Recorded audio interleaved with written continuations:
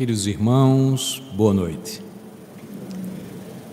É uma renovada alegria trazermos a exame as retomadas de trabalhos que sempre ocorrem mais definitivamente no início do mês de fevereiro, para que, renovados na palavra do Cristo, possamos encaminhar os nossos desafios existenciais, trazendo dentro de nós a certeza de que este caminho que escolhemos para a nossa vida, de abraçarmos a palavra do Evangelho e fazermos dela a fortaleza para que os nossos atos, as nossas ações, a forma como nos relacionamos com os nossos semelhantes, sejam todas bafejadas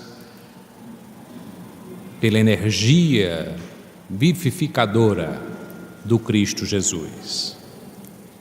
O tema da noite de hoje, as cartas do Cristo, nos traz a consideração de uma mensagem de Emmanuel, na qual ele enfatiza exatamente a característica diferenciada do Cristo Jesus frente a todos aqueles que se afirmaram como líderes, sejam eles da área da ciência, sejam eles da área da política, sejam mesmo da área religiosa. Porque aqui e ali sempre encontraríamos registros daqueles que se fizeram líderes, se não mesmo em papel, seriam em papiros, ou quem sabe em pedras. Mas o Cristo Jesus não deixa registro algum escrito por Ele mesmo. E essa é uma característica toda própria dele, porque as cartas do Cristo foram esculpidas no coração humano, no coração dos seus seguidores. E se hoje nos debruçamos sobre o Evangelho, o fazemos porque os seus discípulos decidiram relatar parte daquilo que aprenderam junto ao Mestre inesquecível. Porque certamente seria, talvez demasiado, registrar de próprio punho, com a riqueza de tudo o que representava o seu ensino, para nós outros. E o Cristo, assim, escolheu fazê-lo, marcando a sua lição inovidável no coração dos discípulos. E todo aquele que se mantém fiel à palavra do Cristo, que o traz no coração, torna-se exemplo vivo das suas lições e, portanto, são cartas vivas do Cristo para a humanidade. Feita essa consideração, é importante que destaquemos que as cartas vivas do Cristo devem se referir, obviamente, a um conjunto de lições que foram apreendidas ao longo da sua passagem conosco e daquilo que aprendemos daqueles que foram seus emissários a partir de então, aqueles que entenderam a sua mensagem e não só conheceram o Evangelho, mas viveram o Evangelho. E esse é o grande desafio para nós outros, que estamos dando os nossos primeiros passos em direção ao Cristo, de não apenas nos sentarmos na glória da leitura, de nos sentirmos agraciados pela compreensão que já está, digamos, mais clarificada, inclusive pelo aporte que é oferecido pela doutrina espírita, mas nos sentirmos compromissados a viver o Evangelho, porque em última instância é isso que o Cristo veio nos trazer como chamamento e como convite. Viver o Evangelho é saber lidar com as suas lições inesquecíveis. E hoje, até para que fiquemos conectados com o que iremos ter mais à frente, nas considerações que serão trazidas pelos expositores espíritas ao MIEP, na consideração do Sermão do Monte, iremos fazer como que uma relação entre esta verdadeira carta, testemunho do Cristo, que é o Sermão do Monte, com a oração dominical que ele nos ensinou, tal como bafejado nos comentários que nos chega através de Pastorino, na sua análise do Evangelho, e ao mesmo tempo, aqui e ali, situar uma passagem evangélica que Emmanuel nos convoca a refletir do livro Palavras da Vida Eterna. De modo que as considerações que iremos fazer a partir de agora, para entendermos como podemos, de fato, nos sentir cartas vivas do Cristo, na consideração das suas passagens trazidas nas bem-aventuranças, no capítulo 5 de Mateus. Inicialmente, diz ele, depois de sentar-se ao topo do monte, como nos é trazido por Mateus, e ali sentando os discípulos reúnem-se em torno dele e ele inicia: bem-aventurados, ou felizes, ou avante, como queiram, os são pobres pelo Espírito, porque deles é o reino dos céus. Imaginemos que essa conotação dos pobres sempre levou margem para disputas, para discussões, porque imaginava-se aí que, ligado a uma outra passagem de que haveria dificuldade para os ricos adentrarem ao reino dos céus, de que havia uma prevalência dos pobres, de que ali se afirmava que eram destinados aos pobres o reino de Deus. Mas não é bem assim, porque as traduções, para serem mais fiéis àquilo que foi dito pelo Cristo, deveriam registrar a palavra em movimento, não uma característica da pessoa ser pobre ou ser mendigo, mas aquele que mendiga o Espírito. Este é o sentido real da expressão dada pelo Cristo. Mendigar o Espírito porque já compreendem, já estão realizando o bom combate. Diante da vida já compreenderam aquilo que o Cristo veio dizer: eu vim trazer a divisão ou a espada. E as pessoas ficaram assustadas. Como o Cristo veio trazer a espada? Ele veio cingir o mundo tal como nós percebíamos, porque ele veio nos dizer que somos mais do que o corpo que envergamos.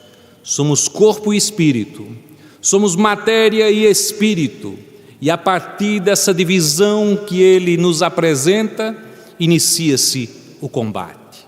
Não um combate externo.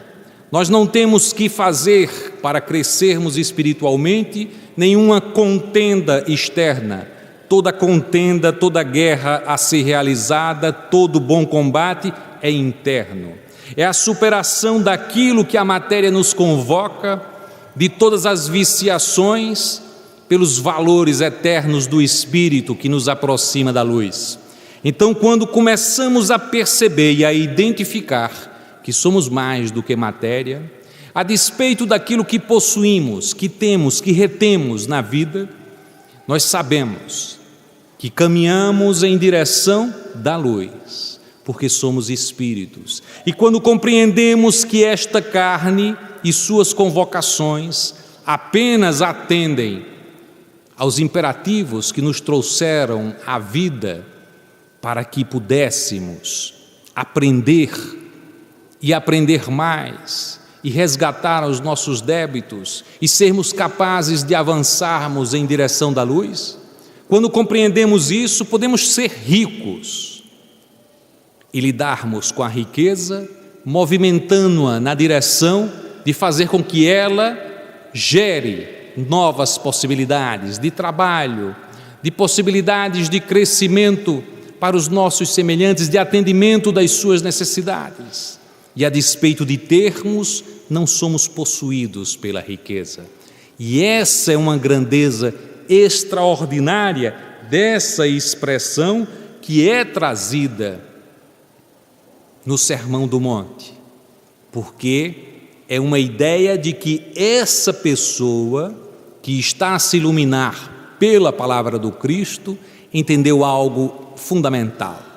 Para fazer vencer o espírito sobre a matéria, é preciso que a pessoa se desapegue dos bens materiais. Desapegar-se dos bens materiais no sentido de entendê-lo apenas na sua utilidade e nos compreendermos como usufrutuários, sabedores de que em algum momento, que não somos nós que determinamos, alguém virá levar a nossa alma e deveremos devolver ao mundo aqueles bens, aquelas posses que não nos pertencem, que nos foi colocada em empréstimo, para que possamos então seguir adiante a nossa vida. E diz Pastorino que estes que assim fazem, é como se estivessem a realizar a oração dominical naquela parte última e dizer: liberta-nos, Senhor, do mal. Porque libertar-nos do mal é libertar-nos da matéria. É sabermos que a matéria sempre nos convida às viciações. É preciso lidar com os bens, com as posses, com muito cuidado, com muito equilíbrio. E aqueles que envergam nesta existência situações de domínio, de poder e de riqueza, estão a enfrentar grandes, mas grandes desafios, exatamente por tudo o que a riqueza nos convoca a realizar. E afinal de contas, é Jesus mesmo a nos dizer em outra passagem, mais adiante em Mateus, no capítulo 6, não é a vida mais do que alimento? Nos fazendo refletir de que não temos, por compreensão da vida, mesmo nós que nos dizemos iniciados na doutrina dos espíritos, muitas vezes dizemos: o meu espírito, o espírito que eu tenho, a despeito de sermos espíritos, que têm um corpo físico nesse instante, que têm uma personalidade nesse instante, que é, por exemplo, Érico e professor nesta vida, mas que haveria de ser outra personalidade. Então, na realidade, é o espírito que nesse instante tem essa personalidade, e não o contrário. Mas muitas vezes nos vemos dizendo exatamente o inverso, o espírito que tenho. Porque o grande desafio que ainda estamos a realizar é nos buscarmos como espírito. A despeito de ser, no processo evolutivo, exatamente um primeiro instante. Porque, na realidade, como espíritos, deveríamos ver quais eram os nossos desafios na carne. Porque aí saberíamos como nos conduzir mais adequadamente na vida. Vida e posse, tal como sugerida na mensagem de Emmanuel, é nos trazida uma parte dessa mensagem, um belo trecho para compreendermos o sentido da vida, porque ele diz: começa a luta de cada dia. Como é que nós devemos começar o dia? E ele diz: começa a luta de cada dia com o deslumbramento de quem observa a beleza pela primeira vez. Olha que maravilha!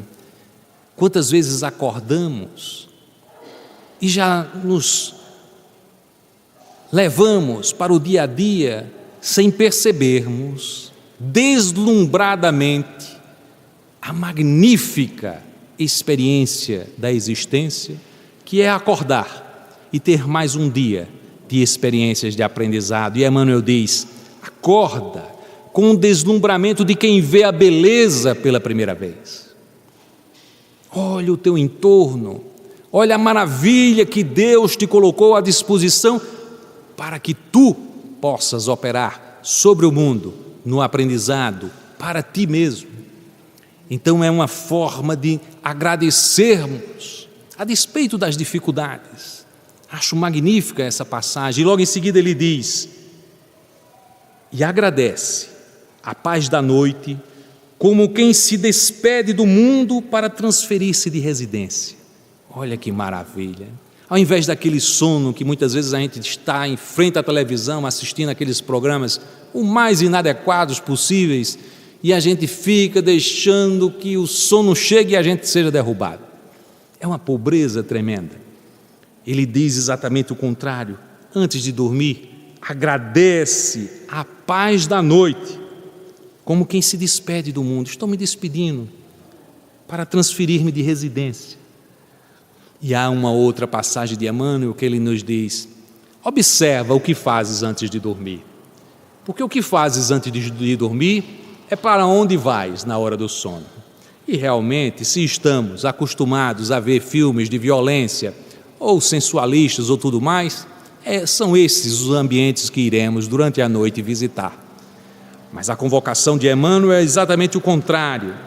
Vamos agradecer ao final da noite, agradecer a Deus, a paz. Olha que maravilha, como quem se despede do mundo para transferir-se de residência. E nos transferimos de residência, efetivamente. Que seja uma boa viagem, se nos colocarmos em posição de agradecimento, da paz, da noite, que nos possibilita refletir mais adequadamente sobre o sentido dessa transferência para o plano espiritual, nessas visitas bem-aventuradas daqueles que se desapegam do mundo a tal ponto que se enxergam já como espíritos e que são sabedores, embora ainda presos à materialidade, de que caminham em direção à luz. Há um exemplo extraordinário desse desapego do eminente Pietro Ubaldi, que era de uma família rica na Itália.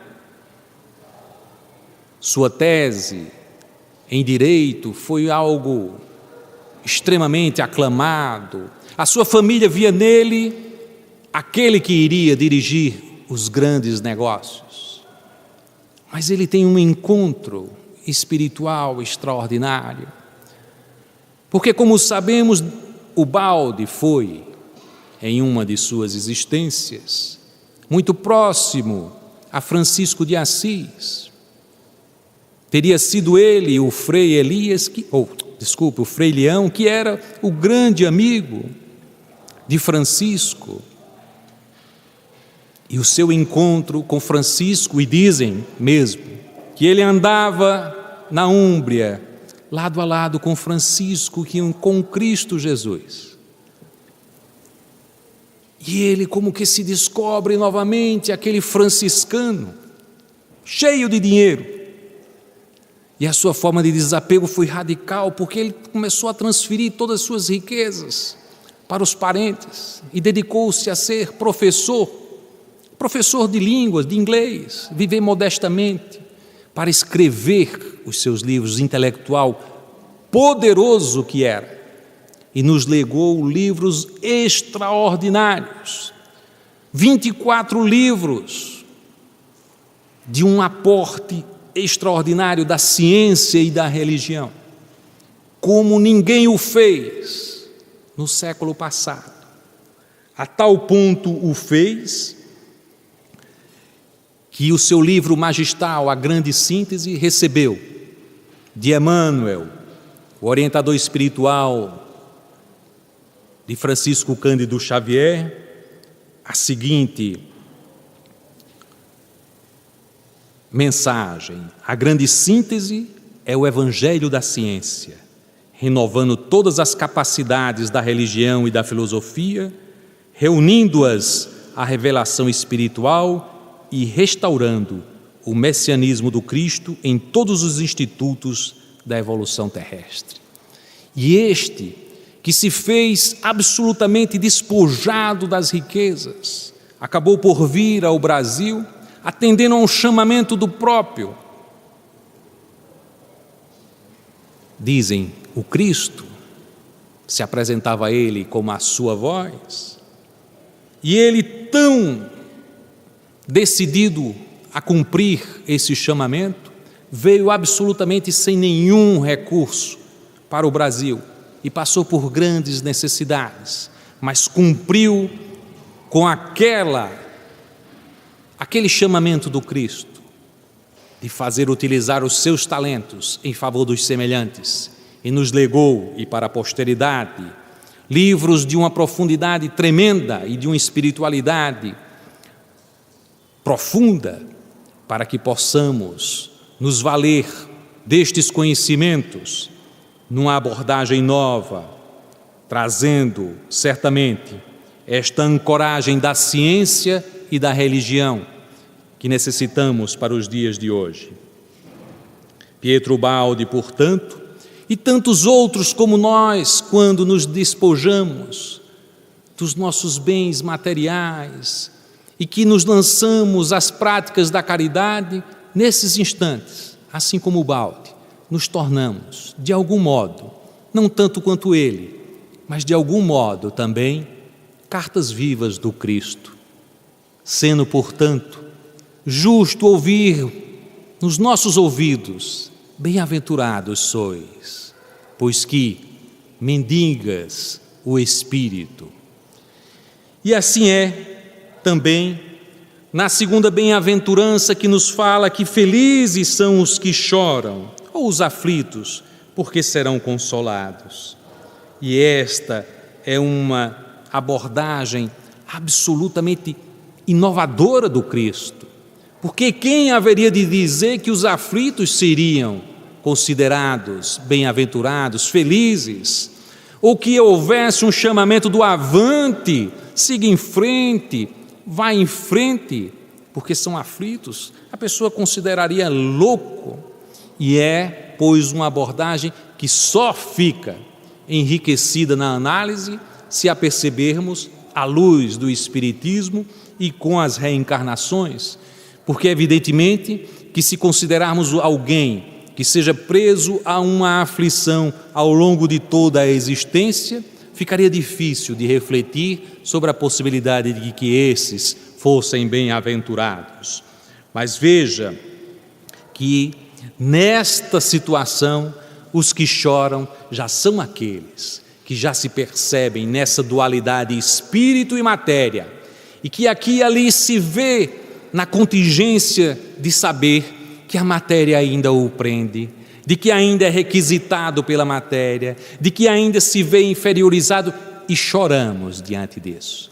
Porque se formos perceber as aflições, que são o conjunto daquilo que nos faz sofredores, se nós percebermos mesmo, muitas delas têm base no orgulho que ainda carregamos, na vaidade que ainda carregamos, porque às vezes no ambiente de trabalho somos solicitados por alguém que evoca um defeito no nosso trabalho, ou então que diz que somos algo, usando-se de maledicência, que nós sabemos que não somos, e somos abatidos com aquilo. E por que sofremos? Porque ainda somos vinculados à personalidade, ainda somos vinculados à matéria, ainda nos entendemos pelo que somos nessa encarnação e dizemos: mas eu sou bom professor e a pessoa me detratou, me difamou, porque nos vemos apenas como professor. E porque ainda somos muito vaidosos e por isso sofremos. 70%, 80% talvez das nossas aflições estão vinculadas às dificuldades que ainda carregamos, ao que somos ainda de ligação inferior com a matéria. Se não o fôssemos, não sofreríamos tanto. Se já tivéssemos uma condição espiritual de ver cada uma dessas agressões de forma diferenciada, ah, coitado, ele ainda é infeliz. Aquele que é violento, ah, coitado, ainda não conhece o Cristo. Tudo isso nos transformaria em pessoas que não estariam em grandes sofrimentos, diante mesmo das situações em que a morte nos visita, na família, haveríamos de dizer: mas esse é um grande sofrimento. Certamente, a perda do contato físico e tudo mais, nos leva a grandes sofrimentos, mas a certeza da imortalidade, o conhecimento do Cristo, o saber que Ele nos acompanha e nos acolhe e nos eleva, isso tudo nos transforma. E os nossos sofrimentos parecem reduzidos pela força que o Cristo nos traz nestes instantes, nestas horas. E aí deveríamos nos lembrar, Pastorino falando, essa bem-aventurança é como para aqueles que orando, a oração dominical fariam dizer: ó Senhor, não nos deixeis cair em tentação. Ou, melhor dizendo, não nos induza às tentações, mas é o Cristo a nos convocar a como viver sem nos vincularmos às provações, como evitar as provações. Em Marcos é o Cristo a nos dizer: vigiai e orai, para não entrardes em tentação. Vigiai e orai. E algumas pessoas imaginam: o mundo me cerca em preocupações, o mundo me cerca, me oprimindo.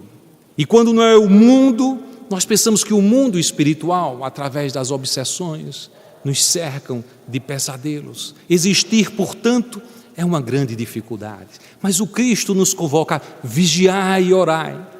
E as pessoas dizem: vou vigiar, e começa a ficar com medo de todo mundo. Todo mundo é um inimigo, até mesmo um plano espiritual nós encontramos inimigos. E ficamos vigiando e olhamos atentamente as coisas. Não é isso que o Cristo veio nos ensinar. E a orar, e algumas pessoas se isolam, com medo do mundo, com medo do plano espiritual, e se isolam para orar e vigiar com medo. É uma visão incorreta das coisas. O Cristo não nos convocou para isso. O Cristo nos convocou para o trabalho operante. E toda vez que nos colocarmos em vigilância e oração, não fujamos do mundo. Pelo contrário, vamos trabalhar infatigavelmente, como diz Emmanuel, na senda do bem. Porque quanto mais trabalhamos, quanto mais realizamos no bem, mais estamos orando. Muitas pessoas acham que orar é verbalizar palavras, mesmo que sejam sinceras do coração. Não há oração mais bonita e mais agradável a Deus do que o bem que se pratica em relação ao seu semelhante. Não há nenhuma oração maior do que o bem em forma de serviço aos que necessitam, e não há forma de vigiar melhor do que atuar no bem.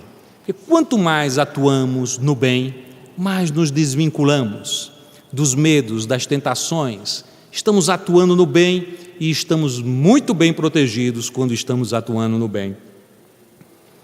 Chico Xavier, falando sobre os sofrimentos, as aflições, numa entrevista, ele contava uma passagem da sua vida e ele dizia que, ainda jovem, ele teve a grande tristeza da desencarnação do seu irmão, que era muito querido dele, e logo em seguida, nos 2 anos que se seguiram, a sua cunhada, que ele tinha também muito apreço, que era muito querida dele, que ele considerava como uma irmã, passou a experimentar um processo de dificuldade muito significativa, mental, não é?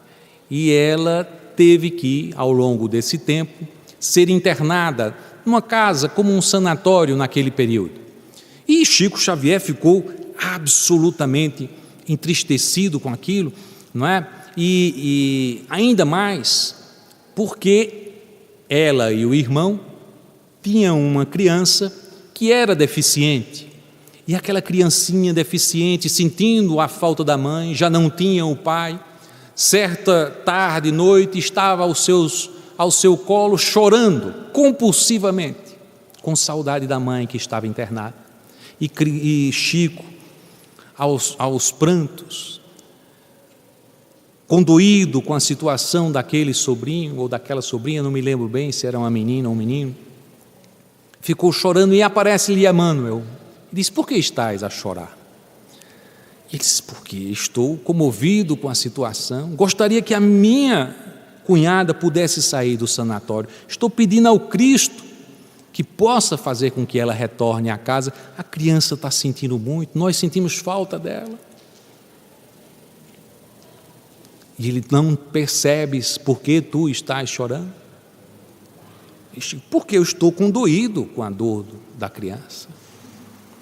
Não, tu estás chorando pelo teu orgulho. Como orgulho? Porque tu sabes que ao longo dos tempos tu tem tratado de obsessões as mais variadas, tem ajudado a tantos, e logo a tua cunhada tu não pudestes ajudar, e ela foi internada, e teu orgulho está fazendo com que tu chores.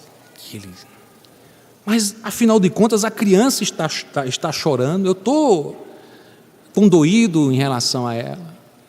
O teu choro vai ajudar a criança? Não. Então o que tu deves fazer é auxiliar a criança enquanto a mãe não pode estar, porque ela vai voltar, mas enquanto a mãe não estiver, ocupa-te em auxiliar a criança, em dar o carinho, o afeto de que ela necessita. E Chico disse que foi a cunhada voltou depois de 2 anos, um período ainda significativo, mas foi uma lição extraordinária para ele, com relação aos sofrimentos que muitas vezes nos movimentamos na vida. E é uma lição também para nós outros, que não queremos nos colocar nunca na situação destes baluartes de que estamos a nos referir, mas passamos por uma dificuldade muito grande o ano passado com a desencarnação do nosso filho. E ficávamos a imaginar como seria a vida sem ele, que era toda a nossa riqueza, toda a nossa alegria, porque era sempre expressão exatamente da felicidade. E alguns dos nossos amigos diziam: como irás passar o Natal, como irás passar o aniversário dele? E preocupados conosco.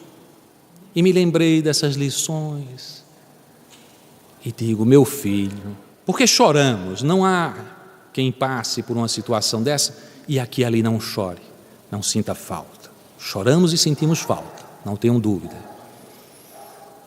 Mas ficamos a pensar: preciso fazer com que o meu companheiro da vida, que sempre foi o meu companheiro da alegria e da felicidade e do aprendizado, seja para mim também nesses instantes em que ele está no outro plano, companheiro da minha experiência de aprendizado. Meu filho, no Natal, eu vou te presentear. E adotamos uma criança na Fraternidade Sem Fronteira, que nós ajudamos, colaboramos, e tivemos uma satisfação grande, porque aí nas proximidades do Natal nos chega uma correspondência com a imagenzinha do menino. Já tem um nome, já tem um por quem orar, e imaginei: meu filho, nesse Natal, vai tu à casa deste menino. Eu não vou me lembrar do nome dele, é um nome complicado para lembrar. Vai na casa dele e me acompanha em prece, como antes. E assim me torno companheiro do meu filho, e ele já não é motivo de aflição, mas de aprendizado e instrumento de indução para que eu faça melhor. E assim também no aniversário dele, não é mais um momento de nos congraçarmos como fazíamos antes em um restaurante, brindando com a família, mas podemos realizar algo de bem no nome dele. E assim vamos nos congraçando em atividades e nos tornando companheiros na forma como Cristo nos convoca a viver a vida plenamente, indiferente de saber se estamos na carne ou se estamos já no plano espiritual. Somos irmanados, estamos juntos, percorremos a mesma estrada amorosamente. E aí, nesses instantes, parece que ouço ouvir o Cristo Jesus nas margens do lago, ou mesmo no monte, a nos dizer: bem-aventurados sois que choras, porque serás consolado. E somos, e percebemos que somos, em todos os instantes fomos e somos consolados, porque o Cristo nunca nos abandona, e por isso mesmo podemos dizer com certeza que o conhecimento destas passagens evangélicas nos torna, em que pese as nossas imensas imperfeições, também aqui e ali, cartas vivas do Cristo, como nosso, não como nosso, como nos ensinou Chico Xavier. Bem-aventurados, felizes os mansos, porque herdarão a terra. Vejamos bem, esta promessa de que os mansos herdariam a terra, embora já esteja presente já no Evangelho do Cristo, era já uma mensagem conhecida, porque já no Velho Testamento nós vamos encontrar no Salmo 37 de Davi: os mansos herdarão a terra e se deleitarão na abundância da paz. Em Provérbios vamos encontrar: porque os homens retos habitarão a terra e os íntegros nela permanecerão, mas os ímpios serão suprimidos da terra e os pérfidos dela serão arrancados.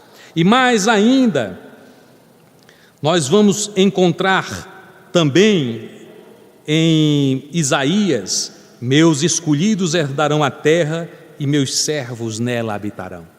Já eram conhecidas essas passagens. E o Cristo faz inserir nas suas lições, nos dizendo sobre algo que não poderia ser prometido se fosse apenas para uma existência. Mas é mais sintomático, é que difere daquilo que comumente as religiões fazem, de prometer o céu. Desde o Antigo Testamento se promete a terra. E essa é uma coisa muito clara: herdarão a terra os bons, e os outros sairão da terra, serão retirados da terra. Olha que coisa interessante que era dita, porque nos refere exatamente a esses instantes de transição que nós estamos a verificar. Os mansos herdarão a terra. As próximas encarnações encontrarão o ambiente da terra numa terra de paz, onde a presença da mensagem do Cristo esteja consolidada nos corações humanos. Esses irão herdar a terra. Vejamos que a prece que Pastorino nos faz ligar a essa passagem evangélica é aquela exatamente que da oração dominical nos diz: Senhor, perdoai as nossas ofensas, assim como perdoamos a quem nos tem ofendido. Pastorino vai mais além: é preciso avançar deste perdoar para desligai-nos dos nossos débitos, assim como nós desligamos os débitos daqueles que nos devem. Porque afinal é assim mesmo. Quando a gente perdoa porque ainda somos muito ligados às emoções. Nós nos ofendemos, somos muito emotivos. Se somos emotivos para o bem, ou seja, há quem leia uma palavra do Evangelho e começa a se debulhar em lágrimas. E diz: mas é bom, essa emoção é uma emoção boa. Não, é uma característica de quem ainda não encontra em equilíbrio, e essa mensagem se confronta com uma sombra de si mesmo, e portanto a emotividade vem dessa constatação: olha que maravilha, diante do que sou, ou diante dos medos que carrego, e diante das culpas que carrego, e nós nos emocionamos profundamente. Não estou falando que as pessoas devam viver sem emoção, percebam, é o excesso de emotividade, isso para o bem, da mesma forma para o mal. Nós nos ofendemos tanto que nos tornamos violentos, que nos lançamos contra os outros, e eis aí aquilo que mais nos prende a essas encarnações repetitivas, porque ofendemos os nossos irmãos e nos sentimos ofendidos e queremos se vingar, vingar do outro. E, portanto, é isso que nos prende a essas encarnações repetitivas, de modo que o Cristo nos dizia, mais do que o perdão, amai os vossos inimigos e orai pelos que vos perseguem. Então, diante de tudo que nos acontece, é uma maledicência, é uma opressão, alguém que nos provoca grandes malefícios, façamos uma oração em sua direção. Não quer nos dizer, portanto, que devamos nos colocar em humilhação diante daqueles que são violentos com relação a nós mesmos, porque o melhor que podemos fazer pelos que nos ofendem e nos agridem é uma conduta reta, é uma postura amorosa, é realizar o bem, é de fato oferecer a outra face, como dizia o Cristo, que não é oferecer uma outra face para a bofetada, mas oferecer a outra face, agir de outra forma. Se aquele te vem com um bofetão, oferece a outra face, oferece a forma do amor, da expressão da compreensão, da tolerância em direção àqueles que ainda são, pela ignorância, pelo atraso de suas vidas, ainda são atrasados espiritualmente e que, portanto, como diz Emmanuel, saibamos todos nós que nenhum de nós que aqui estamos está isento de uma queda e que, portanto, talvez amanhã possamos pedir e necessitar do perdão. O exercício, portanto, mais do que o do perdão, é o do esquecimento das ofensas, é nem mesmo se ofender, portanto, se desligar desses débitos, porque da mesma forma como o fazemos, aprendemos a nos relacionar com quem nos deve, assim também somos tratados.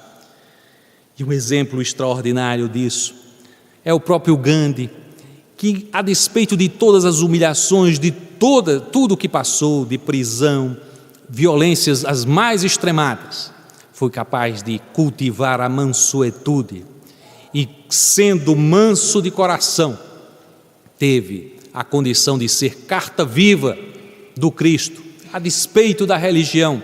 Ninguém foi, certamente, neste século que passou, exemplo para tantos de mansuetude, de concórdia, de pacificação, para poder agir diante daquela opressão do seu povo pelo Império Britânico e, portanto, Gandhi foi exemplo vivo, carta viva do Cristo Jesus, assim como nós outros, mesmo os imperfeitos, quando nos fazemos diante de agressão e somos capazes de silenciar, de oferecer uma impressão diferente daqueles comentários que levam a uma disputa, uma dissídia, somos também, de algum modo, mesmo ainda imperfeitos, cartas vivas do Cristo. Bem-aventurados, felizes, os famintos e sequiosos da justiça ou da perfeição, porque serão fartos.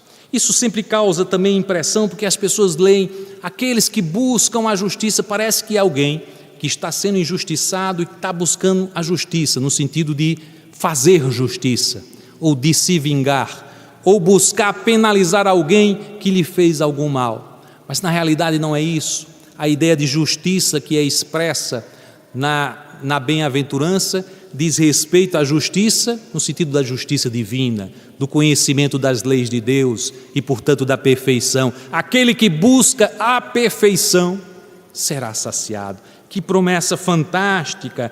E Pastorino nos diz, esses que buscam a perfeição são aqueles que oram compungidamente, dizendo, Senhor, dai-nos o pão de cada dia.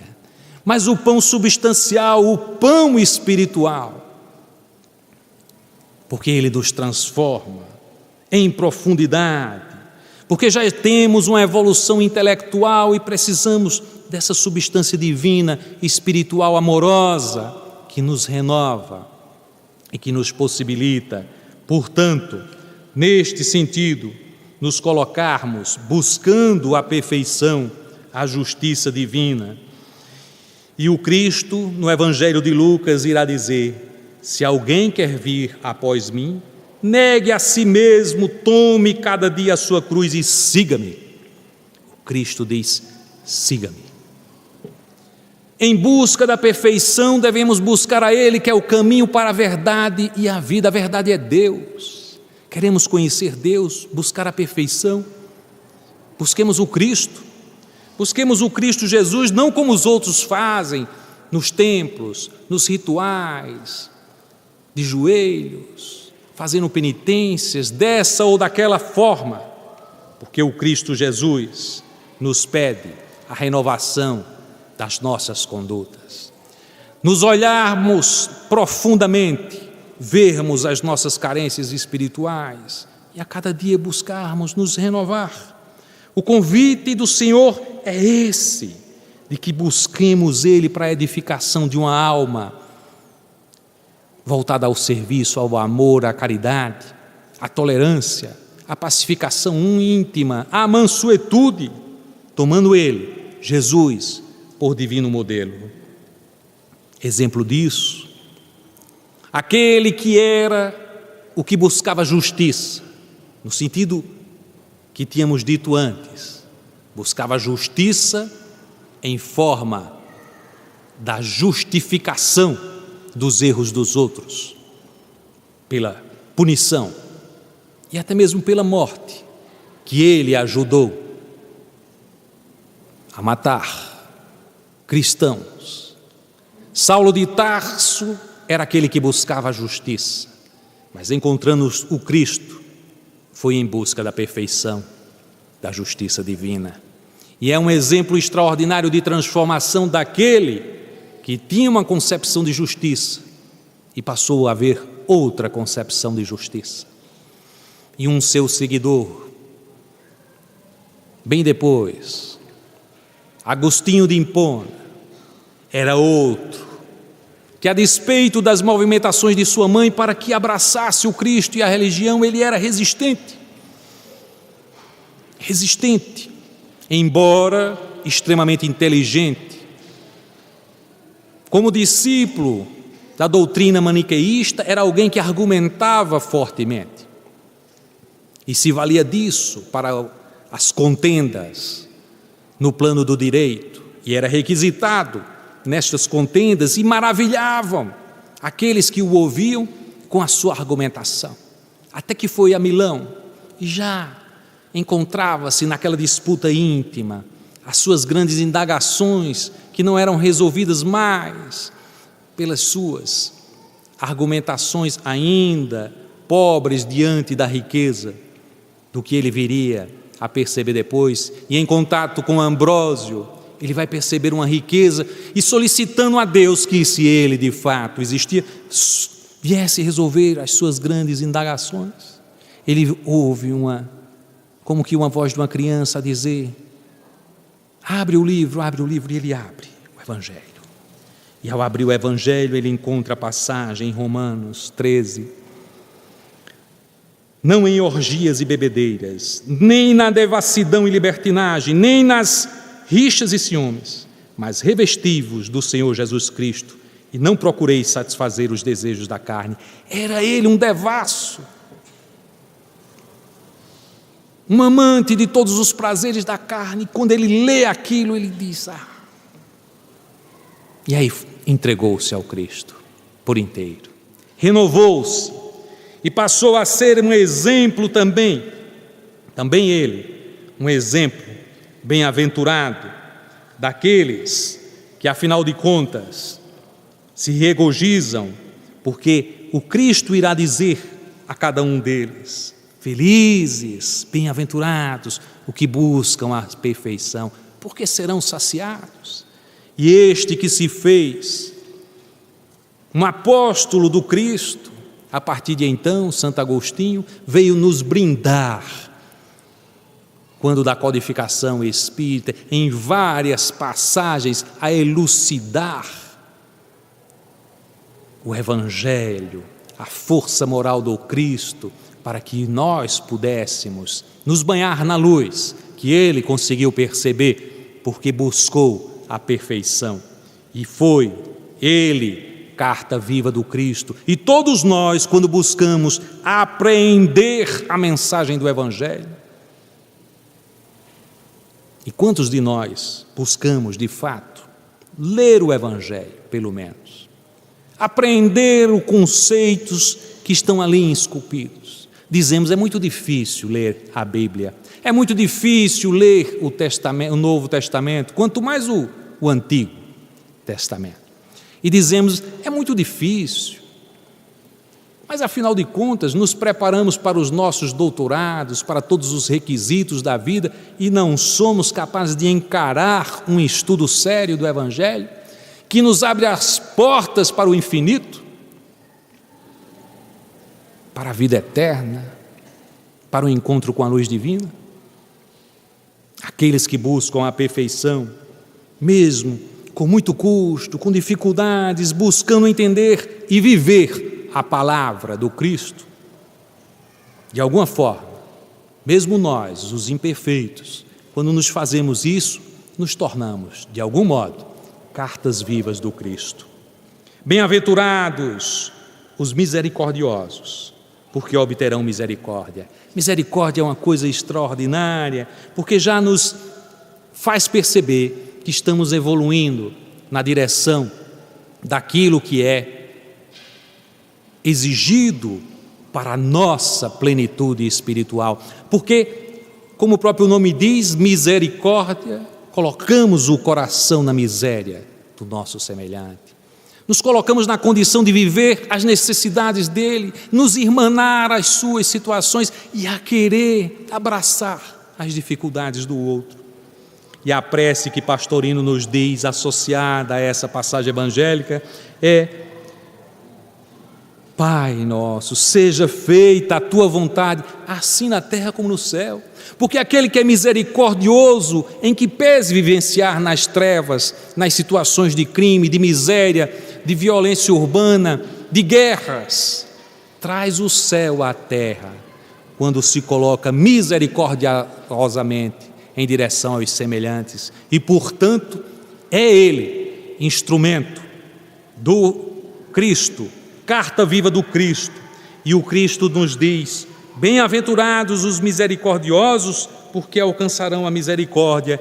E Emmanuel sinaliza: rende graças a Deus, por lhe suportares assédio, sem que partam de ti. No fundo, são males que surgem da ignorância, como a cegueira nasce das trevas. E olha que passagem linda no comentário de Emmanuel: não sanarás o desequilíbrio do louco, zurzindo-lhe a cabeça, nem expulsarás a criminalidade do malfeitor, cortando-lhes os braços. Mas ainda hoje, a nossa justiça lida com o criminoso, levando-lhe as celas infectas. E nós nos regozijamos, achamos, é isso mesmo, aquilo é um violento. E colocamos os criminosos em tais e quais situações. E ainda nos consideramos cristãos. Não é isso que o Cristo nos diz. Emmanuel afirma categoricamente: todos nós somos suscetíveis a quedas. Precisamos ver o nosso irmão como aquele que fomos, se não somos hoje. Ontem fomos criminosos e alguém, no plano espiritual ou na carne, nos deu a mão, em nome do Cristo, para nos fazer erguer. E se hoje estamos em condição de dar a mão para fazer erguer alguém que é violento, alguém que está envolvido em trevas, alguém que está envolvido em viciações, o façamos em nome do Cristo. Sejamos misericordiosos, porque receberemos misericórdia. Madre Teresa de Calcutá, que era rica também, despossuindo-se, foi a Calcutá de todas as misérias e na rua encontrou um homem caído. E aquele homem caído, já em situação de quase desencarnação, leva a um hospital. O hospital não atende porque, pela casta, não poderia ser atendida ali. E ela se viu em situação de que os hospitais não aceitavam. A única coisa que ela podia ofertar àquele irmão era abraçar. em todas as suas dificuldades e o trouxe chorando aos braços. Ele vendo aquele crucifixo, disse: esse é o teu Deus, eu quero conhecê-lo. Madre Teresa, ainda hoje tu irás conhecer a misericórdia.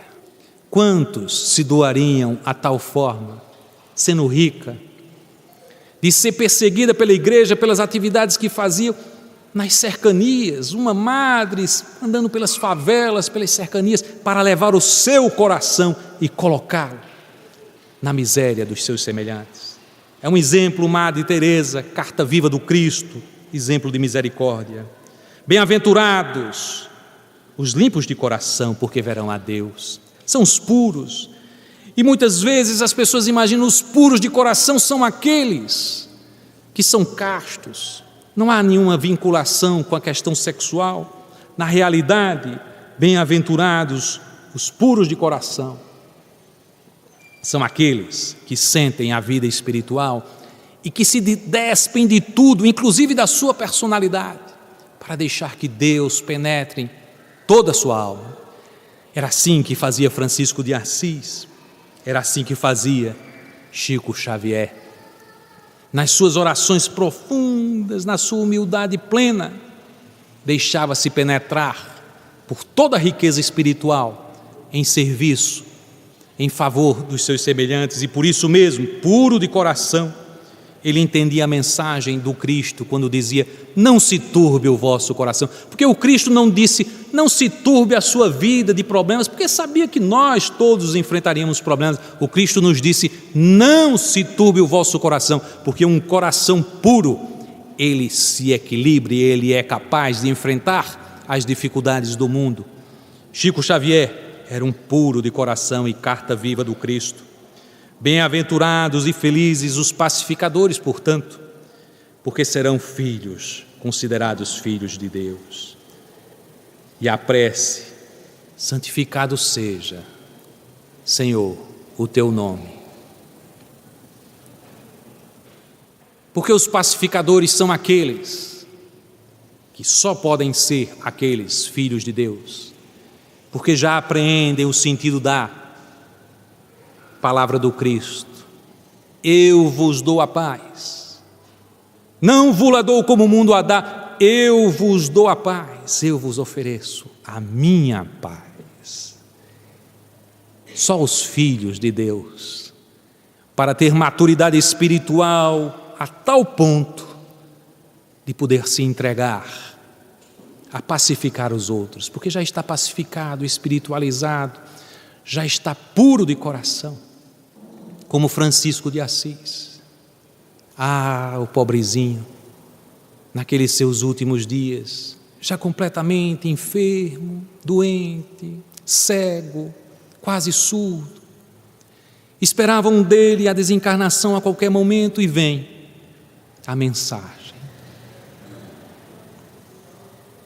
Francisco, Pai Francisco, em Assis, o bispo e aquele a quem se considerava o prefeito da cidade estão em pé de guerra, estão a ponto de se degladiarem na disputa política. E ele que estava fazendo o cântico das criaturas, louvando o céu, louvando o sol, louvando a natureza, louvando a toda a criação divina, faz mais uma estrofe em louvor daqueles que semeiam a paz e faz com que os seus irmãos levem a cantar pelas ruas de Assis. E a notícia de que o pobrezinho, nos seus últimos momentos, estava a levar aquela mensagem de paz, emocionou ao bispo e ao potestade, ou o prefeito de Assis. E eles se encontraram e abraçaram em nome do amor do Cristo, que aquele pobrezinho, que era todo amor, todo carícia, todo ternura, todo paz, inspirou-os a vivenciar a paz. Senhor, fazei-me instrumento de vossa paz. Inspirados no amor do Cristo, banhados em luz, pensando no pobrezinho de Assis, possamos nós nos prepararmos para esse grande evento espiritual que irá certamente declinar sobre a nossa cidade bênçãos divinas, que possamos todos neste MIEP entregarmos o nosso coração a Cristo e nos fazermos, em que pese as nossas imperfeições, cada um de nós sermos cartas vivas do Cristo.